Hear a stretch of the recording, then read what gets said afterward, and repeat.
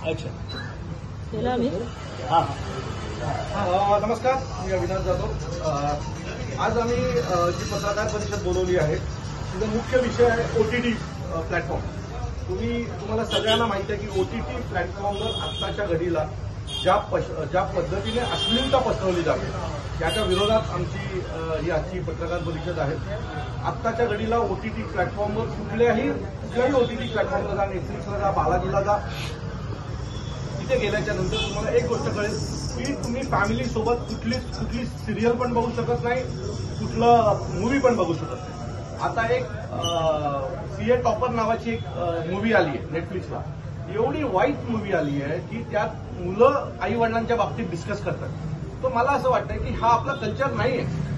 तुम्ही आज OTT प्लॅटफॉर्मला गेलात तर सासऱ्याचा अफेअर सुनेबरोबर, वहिनीचा अफेअर धीराबरोबर, आईचा अफेअर मुलाबरोबर, कुठल्याही प्रकारची अश्लीलता दाखवली जाते आणि ती आपली भारतीय संस्कृती नाहीये. म्हणून आम्ही मागणी केलेली आहे की जसे मूवीज येतात आणि त्याला एक सेन्सॉर असतो, त्यात दारूची ऍड नसते, सिगरेट जर पिताना दाखवली गेली तर लगेच बातमी येते.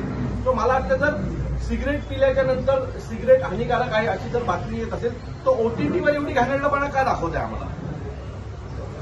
बालाजी टेलिफिल्म जे आहे जितेंद्र सारखा माणूस, त्यांची मुलगी एवढ्या वाईट तिच्या त्या ह्याच्यावर सिरियल येतात. मला असं वाटतं ह्याच्या विरोधात कोणी बोलणार आहे की नाही. आज मागच्या 5 महिन्यामध्ये आपल्याकडे 252 अल्पवयीन मुलींवर बलात्कार झाल्याचे गुन्हे दाखल झाले आहेत. हे येता कुठून? मी काल सरस्वती शाळेमध्ये गेलो होतो, त्यावेळेला तिथल्या पॅरेंट्स लोकांशी बोलत होतो.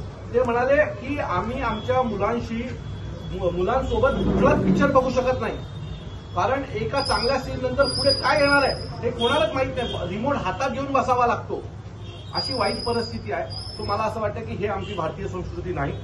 या सगळ्याला भारत सरकारने सेन्सॉर आणायला पाहिजे आणि सेन्सॉर आणून हे अश्लीलता पसरवणारे जे घाणेरडे डायरेक्टर्स आहेत यांच्यावर कारवाई झाली पाहिजे. ही महाराष्ट्र नवनिर्माण सेनेची मागणी आहे. जर त्यांच्यावर कारवाई करण्यास सरकार असमर्थ असेल तर महाराष्ट्र नवनिर्माण सेना, नेटफ्लिक्सचं ऑफिस असेल, बालाजीचं ऑफिस असेल, अमेझॉन प्राईमचं ऑफिस असेल, या सगळ्यांना महाराष्ट्र नवनिर्माण सेनेच्या रागाला सामोरे जावं लागेल.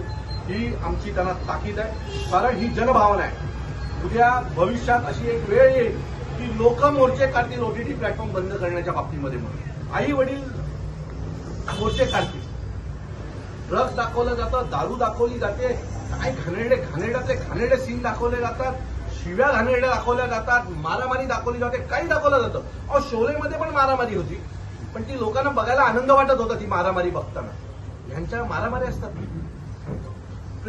अनेक चांगले प्रेमाचे पण पिक्चर आले या देशामध्ये, ते सुपर डुपर हिट झाले, म्हणजे 100 आठवडे राहिले. आणि हे काय? तो आम्हाला बघायचंय, पण आम्हाला काहीतरी चांगलं बघायचंय, आम्हाला हे बघायचं नाही.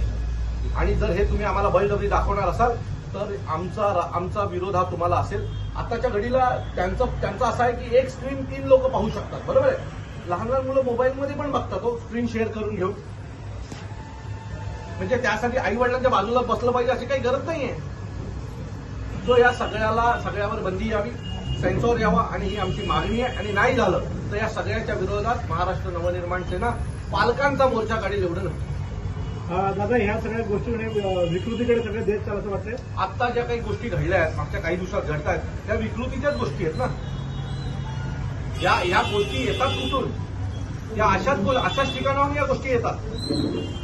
आणि याचं थांबलं नाही ना तर अजून विचित्र होईल. तुम्ही जर आत्ताच्या घडीला फेसबुकला गेलात किंवा इन्स्टाला गेलात तर लहान मुली काय घाणेरड्या रील्स बनवतात, तुम्ही बघितल्यात का? शिव्या, अश्लीलता, कसले पण फोटो टाकतात, कोणाचाच कोणावर लक्ष नाहीये, काहीही टाकतात. म्हणजे एक लहान एवढीशी मुलगी दुसऱ्या लहान मुलीला घाणेरड्या शिव्या देतात आणि त्याला व्ह्यूअर्स किती तर 10 लाख, त्याला लाईक्स किती तर 47,000. काय दाखवलं जातंय, काय पाहिलं जातंय आणि आपल्याला काय आवडतंय? खरं तर आपली आवड बदलली की काय असा मला प्रश्न आहे. जर शिव्या देण्याच्या व्हिडिओला जर 47,000 लाईक्स येणार असतील तर मला वाटतं आपली आवड बदलली. आणि एखादी मुलगी गोल्ड मेडल घेऊन येते, एखादी मुलगी कल्चरल उत्तम काहीतरी केलेलं असतं. तिच्या फेसबुक पेजला जर तुम्ही गेलात तर 40 लाईक मुश्किलने मिळत नाही. मग मुलं ही विचार करतात मी हे बनवू की ते बनवू, तर ते बनवतात ज्याला सगळ्यात जास्त लाईक्स.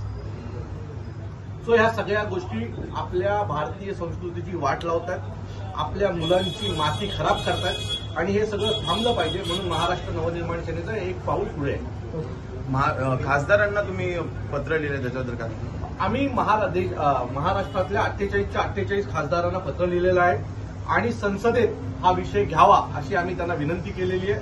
सर्वच खासदारांना आम्ही भेटणार पण आहोत आणि त्यांच्यासोबत आम्ही त्यांना हे पत्र कुरिअर देखील केलेलं आहे. मला अपेक्षित आहे की यातले एक काही खासदार तरी या पालक म्हणून हा विषय संसदेत उठवतील आणि या सगळ्यांवर बंदी घालण्यासाठी त्यांचं एक पाऊल पुढे असेल. बघा, आम्ही रस्त्यावर भांडू शकतो, आतमध्ये याच लोकांना भांडायचे.